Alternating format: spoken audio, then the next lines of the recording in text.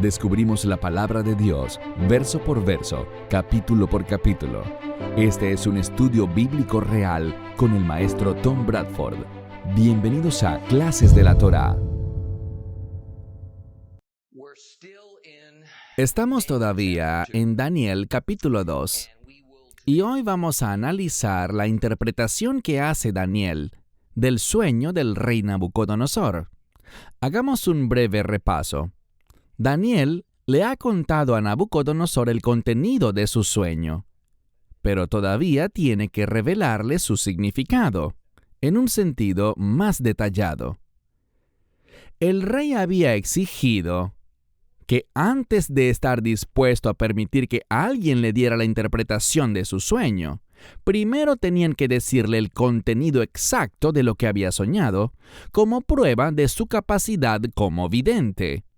Ante tal demanda, todos los videntes de Babilonia admitieron que ellos no tenían esa clase de habilidad, y cuando Daniel se acercó al rey, él también confesó que no tenía esa capacidad.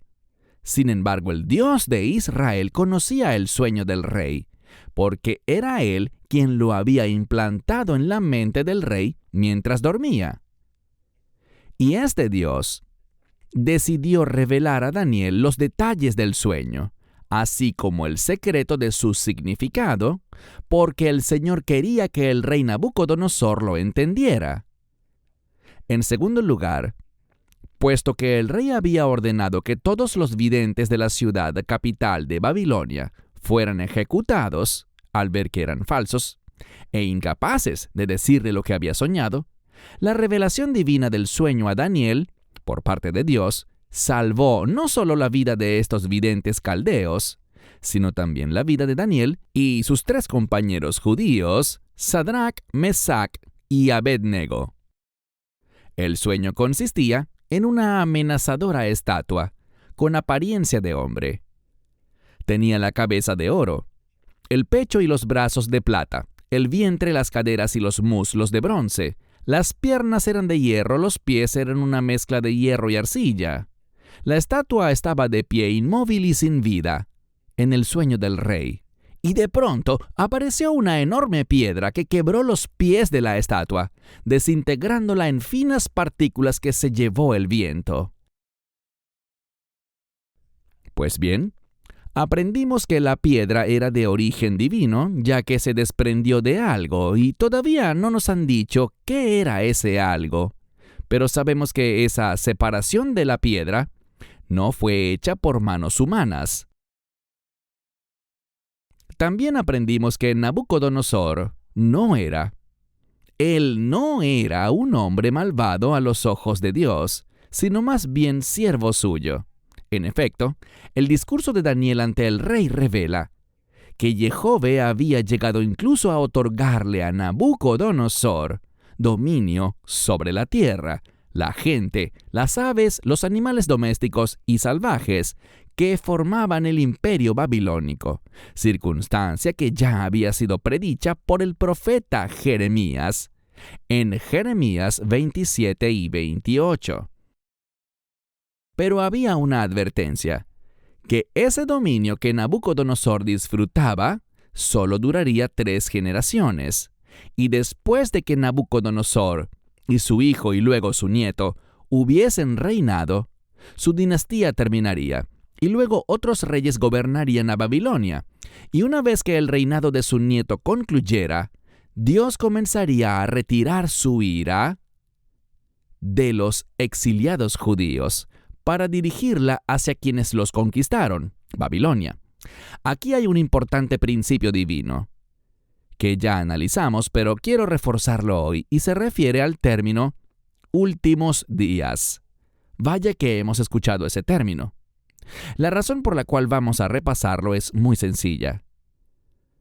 ¿Quieren entender realmente lo que nos espera en el futuro cercano, a medida que la historia humana sigue su marcha hacia el fin? Para eso, es fundamental descifrar este misterio de Daniel. Una lectura equivocada, el mal uso o la aplicación errónea nos generan falsas expectativas. No debemos leer en Daniel cosas que algunos sectores de la iglesia moderna consideran como tradiciones incuestionables y que, de hecho, son meras opiniones y especulaciones que confieren validez a cierta agenda. Por eso estudiamos el libro de Daniel del modo en que lo hacemos, y por eso tomaremos varios desvíos para explicar alguna historia pertinente y un puñado de principios divinos cruciales a fin de establecer el contexto correcto. En hebreo, el término para últimos días es Aharit Hayamim, y literalmente significa en la última parte de los días. Este término realmente se usa en la Biblia para una sola cosa y es para referirse a tiempos mesiánicos, es decir, tiempos que están muy cerca durante y poco después de la aparición del Mesías de Dios. Por tanto, al estudiar la Biblia debemos entender bien un par de conceptos fundamentales sobre los últimos días o Aharit Hayamim. Primero, hay dos períodos o tiempos de los últimos días. El primer período de los últimos días tuvo lugar en la década que llevó al momento en que Yeshua nació de la Virgen Miriam o María. Luego, durante su vida adulta, mientras él enseñaba y revelaba su identidad, y finalmente cuando fue crucificado y resucitó de la tumba. El segundo período de los últimos días todavía no ha llegado. Este sucederá en el tiempo que conduce al regreso de Yeshua en su segunda venida, y cuando él combata en la batalla de Armagedón y comience a reinar en la tierra como el Rey del universo. Tal vez ya estemos en esos últimos días o tal vez no, aunque en mi opinión ya estamos allí. Y la señal más importante de eso es que Israel ha vuelto a su antigua patria, como fue profetizado. Esto realmente solo puede establecerse con certeza mirando en retrospectiva. Así pasa con las profecías. Entonces, cuando los hebreos que vivieron antes del nacimiento de Jesús hablaban de los últimos días, aunque hubiesen vivido muchos siglos antes de ese día, estaban refiriéndose principalmente a la era de su advenimiento, su muerte y su resurrección, aunque ellos no entendieran que eso era lo que estaban esperando. Por lo tanto, todo lo que leemos en el Antiguo Testamento sobre los últimos días estaba haciendo referencia no a uno, sino a dos periodos diferentes de eventos de los últimos días. Pero hasta que Jesús no viniera y se fuera, ese hecho no podría haberse conocido. Era un misterio. Y aún así, esa comprensión de un segundo periodo de últimos días solo comenzó a revelarse cuando el Señor habló al apóstol Juan, algunos años después de que el templo fuera destruido por los romanos. Y esa conversación está registrada en lo que llamamos el Apocalipsis. Este proceso de despliegue de la profecía es la esencia de la revelación progresiva que tiene su epítome en el libro de Apocalipsis. También debemos reconocer que es solamente entre los hebreos, el pueblo de Dios, que existe el concepto de los últimos días.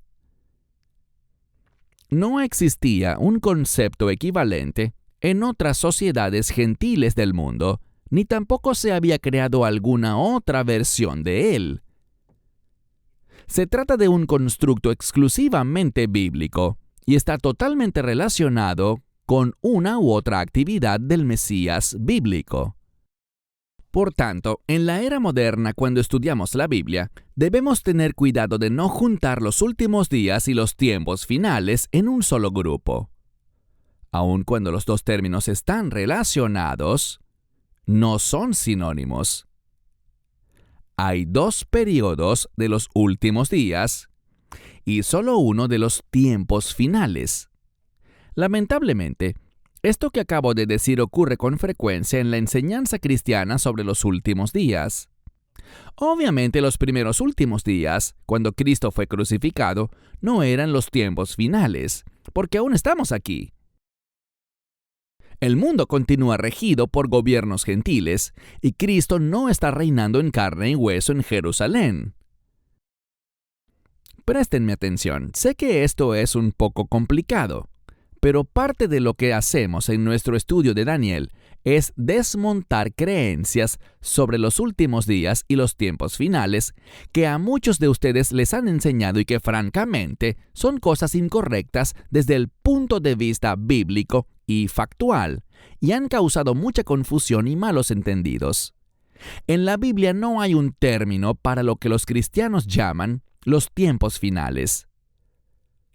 Precisando aún más el punto, el término tiempos finales es un término inventado. En cambio, en hebreo existe el término Olam Haba, que significa el mundo venidero. Entonces, el mundo venidero, el Olam Haba, es lo que viene a existir después de que el Olam Hazé, el mundo actual, llegue a su fin. En el libro de Apocalipsis del Nuevo Testamento es donde se exponen los detalles finales a la comprensión judeocristiana de lo que va a suceder en el segundo y último período de los últimos días. Pero como el pueblo judío como un todo no acepta como válido el Nuevo Testamento, exceptuando a los judíos mesiánicos, según ellos, lo que les espera en los últimos días es que el Olam Hazé, el mundo actual, sujeto a la dominación gentil, finalmente da paso al Olam Haba, un mundo nuevo, la eterna era del reino de Dios dominado por los judíos. Y de hecho, eso es lo que el libro de Daniel parece implicar cuando no incluimos el Nuevo Testamento en la ecuación.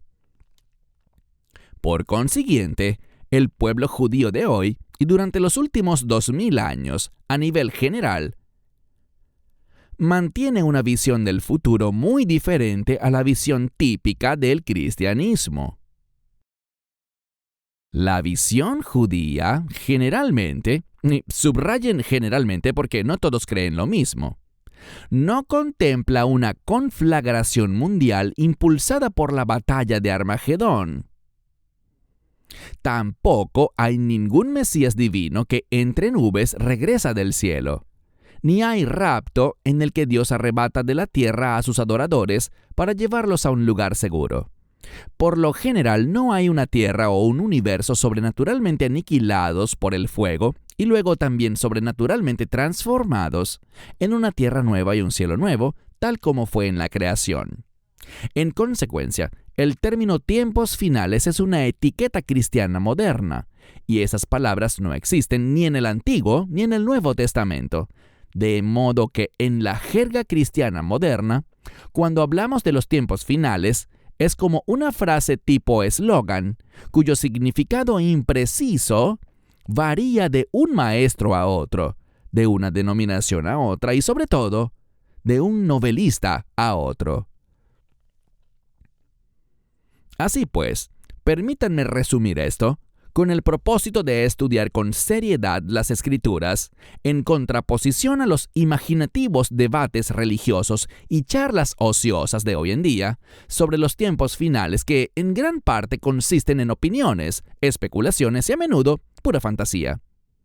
Primero, aunque los hebreos que vivieron antes de Cristo anticipaban algo parecido a los tiempos finales, su expectativa era que el pueblo judío sería conducido a la victoria sobre el mundo gentil por un humano y carismático Mesías judío.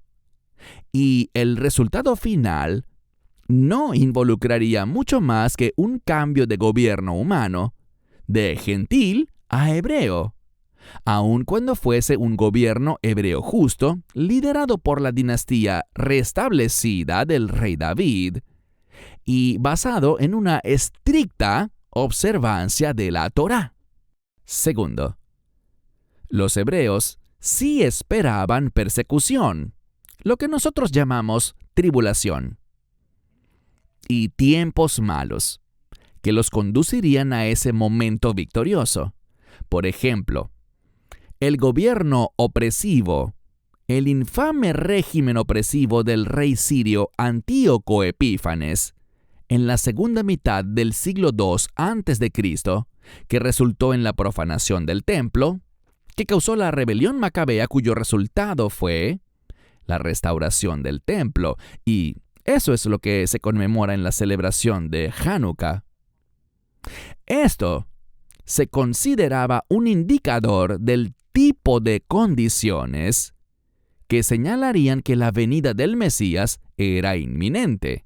Tercero, para los judíos de la era antes de Cristo, el tiempo en que ellos vivían era el Olam Hazeh, las condiciones del mundo actual, que eventualmente conducirían al Olam Haba, las condiciones del nuevo mundo, que traería el verdadero Mesías judío.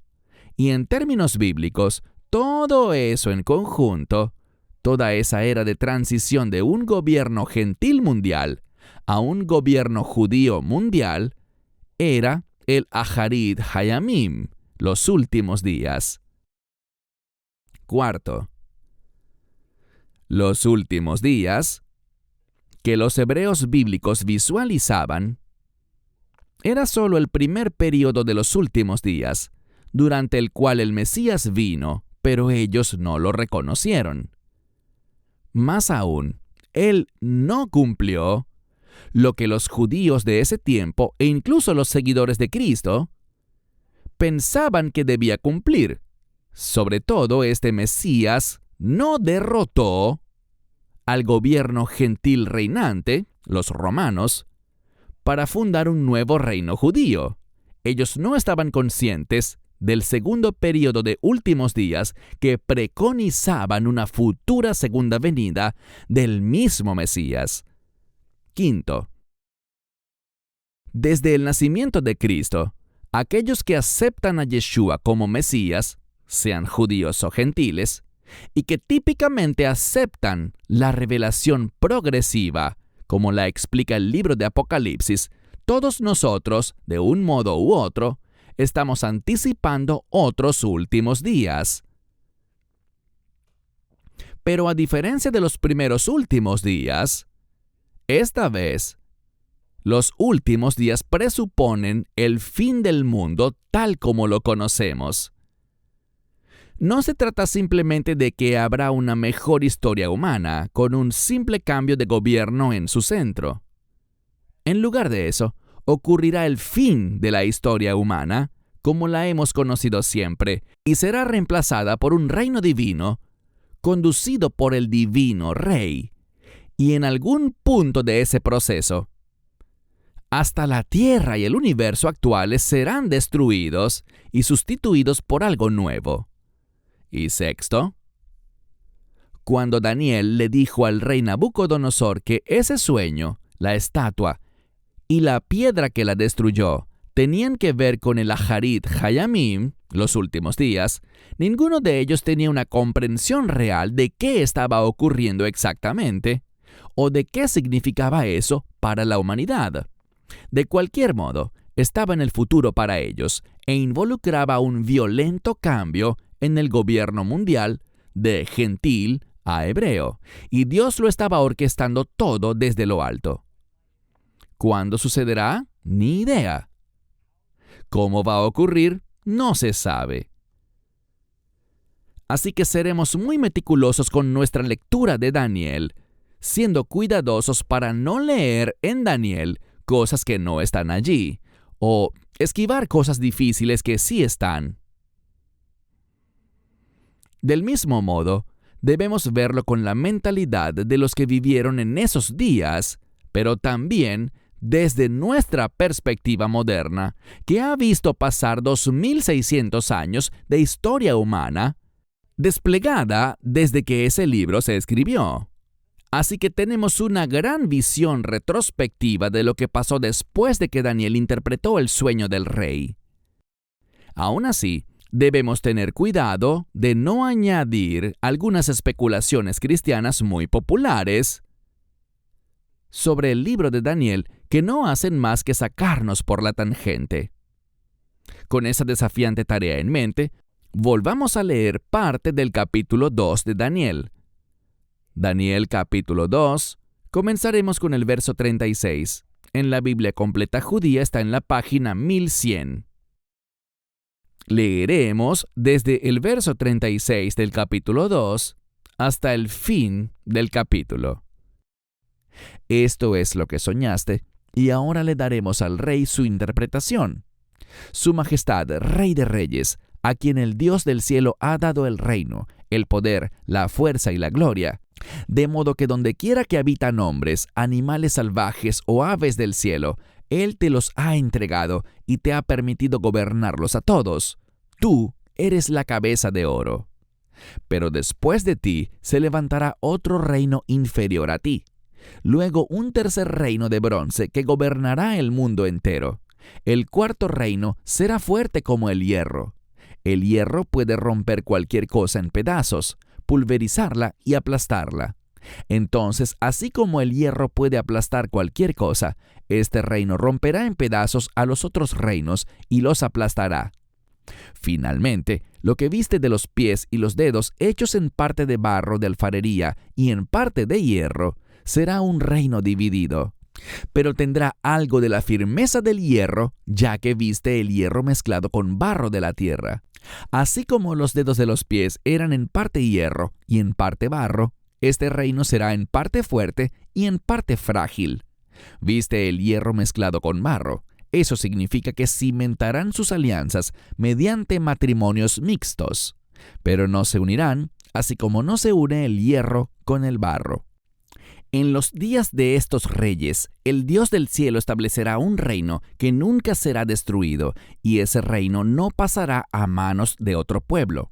Hará pedazos y consumirá todos esos reinos, pero Él permanecerá para siempre, tal como la piedra que viste, que, sin ayuda de manos humanas, se separó del monte y desmenuzó el hierro, el bronce, el barro, la plata y el oro.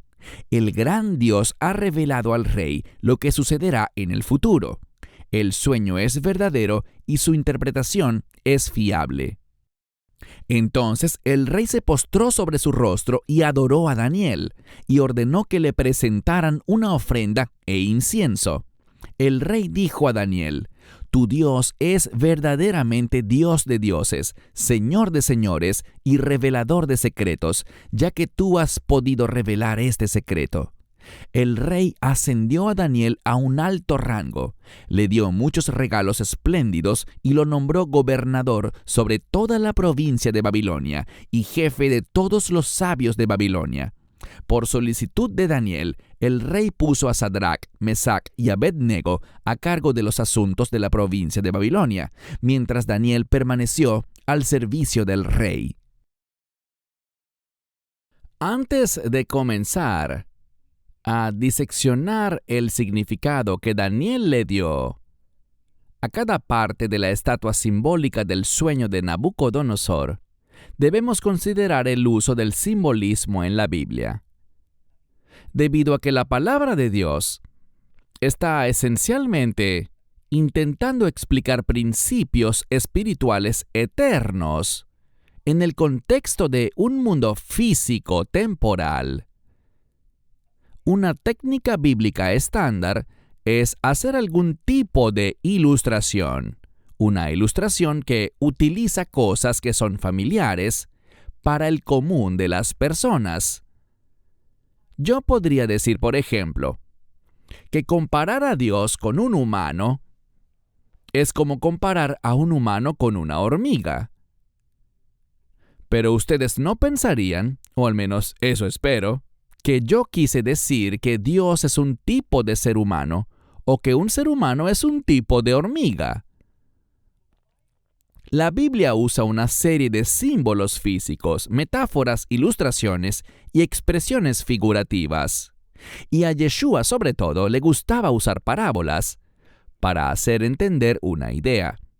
Pero ninguno de estos recursos debe llevarse a los extremos. Esta clase de símbolos e ilustraciones no pretende ser un paralelismo exacto, porque ninguno lo es cuando se trata de explicar principios espirituales usando términos físicos. Por ejemplo, como cuando a Moisés se le dieron los planos del tabernáculo del desierto que se construyó conforme a eso. Lo que se buscaba era dar una ilustración aproximada del tipo y orden del salón del trono de Dios en el cielo. Hasta cierto punto, era un modelo del diseño del jardín del Edén, pero solo hasta un punto. No era un duplicado perfecto. El matrimonio bíblicamente ordenado entre un hombre y una mujer es también otro ejemplo. Fue creado como una institución humana en la tierra para demostrar el tipo ideal de relación entre Dios y sus adoradores. Una relación que se basa en la confianza, la fidelidad y el compromiso, que en realidad solo puede ocurrir a la perfección desde una perspectiva espiritual. Por tanto, en las Escrituras, encontramos que no existe un matrimonio de tipo humano en el cielo, y que el concepto de que un día seremos la novia de Cristo y nos desposaremos con Él es solo una metáfora y no debe llevarse demasiado lejos. De hecho, si lo llevamos al extremo, tenemos a un hombre, Cristo, que se desposa con millones de seguidores hombres, lo cual destruiría el principio bíblico aceptado de que el matrimonio solo puede darse entre un hombre y una mujer. Además, el concepto del matrimonio bíblico es que la consumación física entre los nuevos esposos debe ocurrir o no hay matrimonio. ¿Debemos pensar que todos tendremos la consumación física del matrimonio con Yeshua? ¡Claro que no! Que Cristo es nuestro sumo sacerdote también cae en esa misma categoría. Pues debemos tener cuidado de no imaginar a Yeshua como imaginaríamos a Aarón o a cualquiera de los sumos sacerdotes levíticos. Y si bien él tendrá muchos atributos semejantes a los sumos sacerdotes levíticos, también es diferente. Él está aparte de ellos y opera en un nivel infinitamente superior. De hecho, se nos dijo específicamente en Hebreos 7 que Yeshua no será un sumo sacerdote del orden de Aarón, es decir, de los levitas, sino que en cambio del orden de Melquisedec, ese misterioso hombre a quien Abraham honró por lo menos 6 siglos antes de que hubiera tal cosa como un sacerdocio levítico. Y aún en ese caso, esa comparación con Melquisedec no debe llevarse demasiado lejos. Habiendo entendido esto, nos disponemos ahora a ver la interpretación de la estatua del sueño de Nabucodonosor. Esa imagen simbólica es una aproximación a la sucesión de imperios gentiles que conducirían al mundo hacia los últimos días. Pero definitivamente no es una representación exhaustiva o exacta, a la cual debemos encontrar un perfecto paralelismo en cada paso. El verso 36 dice directamente que la cabeza de oro de la estatua es el rey Nabucodonosor. Ahora bien, el reino de Babilonia, sobre el cual gobierna Nabucodonosor, está personificado por el rey. En la antigüedad, así como se consideraba que un dios y el reino que éste gobernaba estaban orgánicamente conectados, con frecuencia sucedía lo mismo con respecto a un reino y su rey. Al mismo tiempo, Nabucodonosor era muy especial a los ojos del Señor, y se podría decir que él era la máxima expresión del gobierno gentil, así como el rey David fue considerado la máxima expresión del gobierno judío. Pero de ahí en adelante, todo iría cuesta abajo. En consecuencia, en el simbolismo de esa estatua vemos una inferioridad descendiente. El oro es el mejor, la plata es inferior al oro, el bronce inferior a la plata, el hierro inferior al bronce, pero solo en cierto sentido y ciertamente no en todo. El verso 39 explica que después de Babilonia, otro reino inferior representado por los brazos y el pecho de plata vendrá a reemplazarlo. Pero ahora nos serviría mejor utilizar la palabra imperio en vez de reino. Porque un reino, en su sentido más estricto, puede ser algo pequeño, como una sola ciudad amurallada y unas pocas hectáreas de tierra gobernadas por un reyezuelo. Pero en su contexto más amplio, un reino podría ser tan grande como el mundo entero. De modo que necesitamos pensar en imperios como enormes extensiones de tierra y densas poblaciones de gente con diferentes culturas y razas, todas gobernadas por un gobierno central. Y ese es el sentido de los imperios en la estatua del sueño de Nabucodonosor. Ahora bien, estas descripciones de los varios imperios son decepcionantes por su brevedad. El que llama más la atención es en realidad el cuarto reino, el reino de hierro. Analicemos esto un momento. Luego de ese primer reino de oro, viene un segundo reino de plata, seguido por el tercer reino de bronce, y luego el versículo 40 habla del cuarto reino de hierro. Luego se nos da la explicación de que el hierro es el más duro de todos los metales, de modo que puede vencer a cualquiera de los metales más débiles que lo precedieron, oro, plata y bronce. Desde la perspectiva del mundo antiguo, este simbolismo tiene pleno sentido. Los imperios siempre se han construido por medio de la guerra. El oro, por supuesto, nos sirve para fabricar armas, no solo porque es raro y costoso, sino porque es muy blando, es inútil. La plata es un poco más dura, pero también es demasiado blanda y costosa para usarse en instrumentos de guerra. Pero el bronce es diferente. El bronce está a medio camino entre el cobre y el hierro, en su dureza, y ciertamente es mucho más duro que la plata, así que el bronce se usaba para fabricar armas, porque permitía obtener armas bien afiladas, pero el hierro podía vencerlos a todos. Una espada de hierro podría literalmente quebrar una espada de bronce. El desarrollo tecnológico del hierro cambió al mundo. Literalmente alteró el equilibrio del poder entre las naciones. Por tanto, el versículo 40 pasa a explicar que, puesto que era bien sabido que el hierro puede quebrar cualquier cosa, al menos en el mundo antiguo, así también este cuarto reino de hierro no tendría rival y aplastaría todos los reinos anteriores.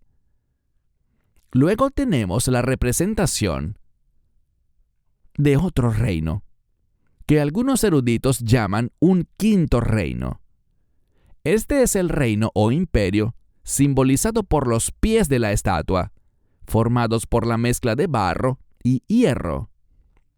La idea es que este imperio tiene propiedades débiles como las del barro, mezcladas con las propiedades resistentes del hierro, pero no debemos concebir esto con una mezcla para preparar un pastel. En otras palabras, si tomamos harina, huevos, leche y azúcar y otros pocos ingredientes, los mezclamos muy bien y los horneamos, lo que hemos creado es un elemento nuevo. Las moléculas de los ingredientes interactuaron y se combinaron para formar una creación totalmente nueva. Pero esto no es lo que se obtiene al mezclar el hierro y el barro. Al contrario, los pedacitos y trozos de hierro se quedan suspendidos en el barro, pero las moléculas del barro no interactúan con las del hierro para formar una nueva sustancia. De modo que la mezcla de hierro y barro es inestable. Si desmoronamos un pastel, este no se vuelve a descomponer en sus ingredientes. Sigue siendo un pastel desmoronado. Sin embargo, si aplastamos una mezcla endurecida de hierro y barro, ésta se vuelve a separar en trozos de hierro y polvo de barro. Y ese simbolismo está claramente explicado en los versos 42 y 43. Este reino de barro y hierro está constituido por ingredientes que no se mezclan bien. Y además es un reino dividido. Por lo cual, unas partes del reino serán fuertes y otras débiles, porque la mezcla es frágil por naturaleza. ¿Es este realmente un quinto reino o es solo una extensión del cuarto reino de hierro? Bueno, yo creo que está claro que la mezcla de hierro y barro es algo en lo que el cuarto reino eventualmente se transforma. Pero queda sujeto a discusión si eso lo verá el mundo como imperios separados, y esto se basa en el hecho de que más adelante, en el libro de Daniel, él tendrá una visión de 4 extrañas bestias que emergen y básicamente simbolizan lo mismo que la estatua del sueño de Nabucodonosor. Hasta ahora, nada de lo que les he dicho es opinión o especulación, pues está claramente explicado. Daniel ha explicado el simbolismo en forma inequívoca, y no tenemos que adivinar. Así que ahora, antes de seguir avanzando, veamos si podemos precisar cuáles resultaron ser estos imperios y qué parte de la estatua representa a cuál imperio. La primera parte, la cabeza de oro, es fácil porque se nos dice directamente en el verso 38 que es la Babilonia de Nabucodonosor. Pero ¿cuál es el segundo reino? Según la sabiduría convencional, hasta el siglo XIX era el imperio persa, o más exactamente el imperio medo-persa. De hecho, como el simbolismo de las 4 extrañas bestias es un fiel paralelismo de los 4 metales de la estatua, se nos da la respuesta directa a esta pregunta en Daniel capítulo 8. Voy a leérselos rápidamente. Daniel 8, versos 16 al 20 dice: Oí una voz humana llamando entre las riberas del Ulai: Gabriel, haz que este hombre entienda la visión. Él vino a donde yo estaba parado y al acercarse me aterroricé tanto que caí sobre mi rostro. Pero él me dijo: ser humano, entiende que la visión se refiere al tiempo del fin. Mientras él hablaba conmigo, caí en un profundo sueño con mi rostro hacia el suelo. Pero él me tocó y me puso en pie y dijo: te voy a explicar lo que sucederá al final del periodo de furia, porque la visión tiene que ver con el tiempo señalado del fin. Viste un carnero con 2 cuernos, y esos son los reyes de Media y Persia. Aquí aprendemos que el segundo imperio, el imperio de plata y el imperio del carnero, es gobernado conjuntamente por los reyes de Media y Persia. ¿Y qué hay del tercer reino? Bueno, en Daniel 8, versos 21 al 22 dice: el macho cabrío peludo es el rey de Grecia, y el cuerno que sobresale entre sus ojos es el primer rey. En cuanto al cuerno que se rompió y los 4 que salieron en su lugar, 4 reinos se levantarán de esta nación, pero no con el poder que tuvo el primer rey. El macho cabrío, que es paralelo al tercer imperio de bronce, en la estatua de Nabucodonosor, nos señala quién es él. Nos lo acaba de decir, es Grecia. Ahí lo tenemos, está muy claro. Ya fue descifrado para nosotros. Según Daniel, la cabeza de oro es Babilonia, el pecho y los brazos de plata Media y Persia, y el vientre y los muslos de bronce es Grecia. Y al ver la historia, adivinen qué, así fue como ocurrió. Babilonia fue tomada por Media y Persia. Estos fueron tomados por Grecia, y el cuarto reino no se ha nombrado, pero llegaremos allí. Así que no resulta extraño que los comentaristas cristianos hasta la era de la Ilustración no hallaran ningún misterio al identificar estos tres primeros imperios mundiales, porque la Biblia les dice quiénes son, por nombre. Entonces, ¿por qué tiraron por la ventana todo lo que les acabo de decir? De hecho, los comentaristas bíblicos modernos de la escuela actual de crítica bíblica dominante nos dicen que estos versos de Daniel deben estar errados. Recuerden lo que les dije en una lección anterior. La escuela moderna de eruditos bíblicos dice que el libro de Daniel es un fraude. ¿Y qué evidencia tienen?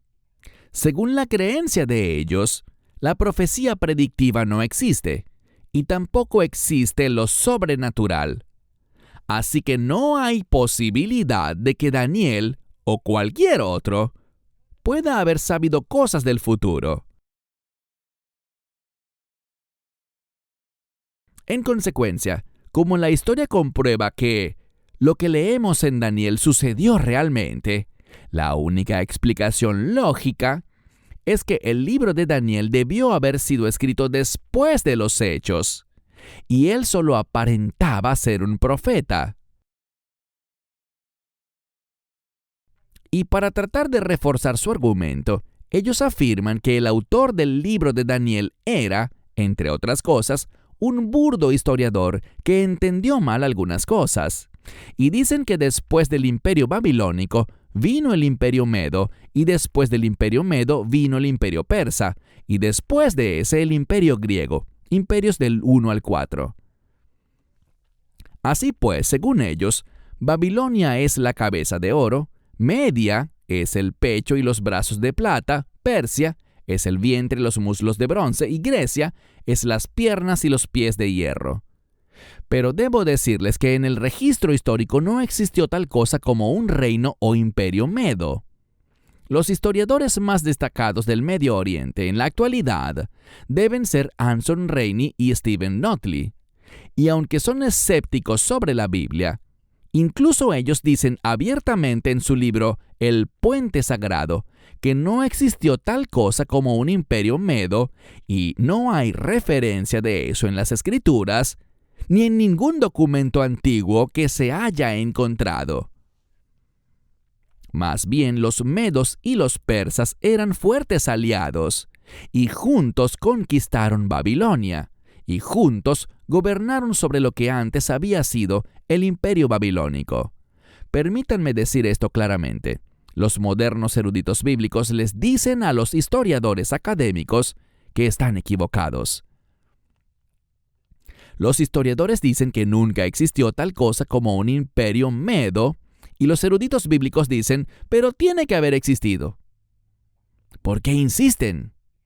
Porque si no hubiera existido un imperio medo, no podrían redefinir el simbolismo de la estatua para que encaje en su incrédula mentalidad. Así de simple. Pero hay otro problema con el punto de vista de la crítica bíblica moderna.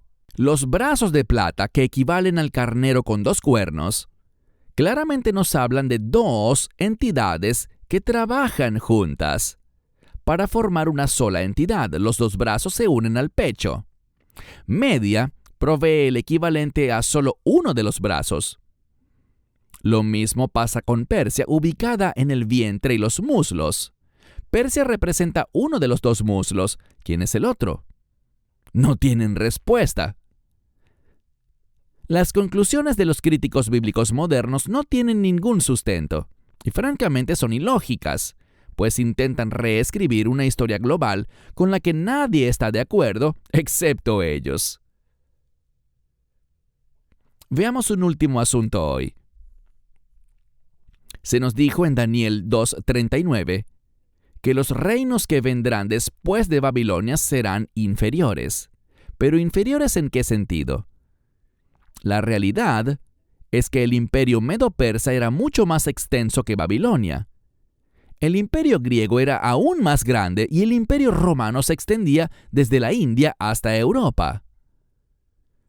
Algunos de los primeros comentaristas pensaron que quizás la inferioridad se refería al deterioro de las condiciones morales de los imperios gentiles sucesivos, pero en realidad, el imperio romano era tal vez el más moral de todos, e incluso hizo del cristianismo la religión preferida del imperio.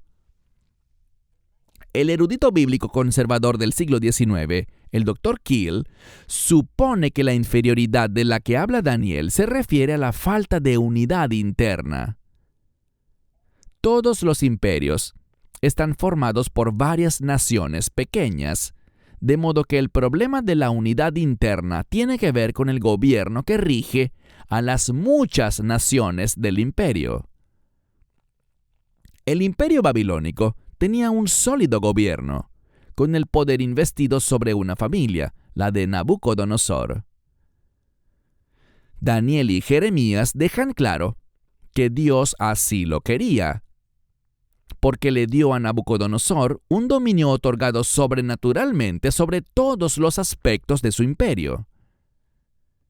El gobierno del imperio medo-persa estaba dividido entre las familias gobernantes de los medos y los persas, por lo que carecían de la sólida unidad de Babilonia. El gobierno del imperio griego bajo Alejandro el Grande, con el tiempo se dividió en 4 provincias, cada una regida por una familia diferente que solo buscaban su propio beneficio. Y Roma fue gobernada por varias facciones. Algunas veces se regía por emperadores que eran dictadores y otras veces tenían algo parecido a presidentes de una república. Este vaivén continuó hasta que en el año 285 después de Cristo, bajo Diocleciano, el imperio romano se dividió en los imperios oriental y occidental, pero eso también osciló entre la unidad y el caos, hasta que esa división llegó a su fin en el 480 después de Cristo. Quizá el Dr. Keel tenga razón. Se trata de unidad interna o fortaleza interna en el gobierno. Paremos aquí. Ahondaremos un poco más en el significado de la estatua del sueño de Nabucodonosor la próxima vez. Para más enseñanzas de un estudio bíblico real, redescubriendo la palabra de Dios con Tom Bradford, visite toraclass.com o descargue la aplicación móvil de TorahClass.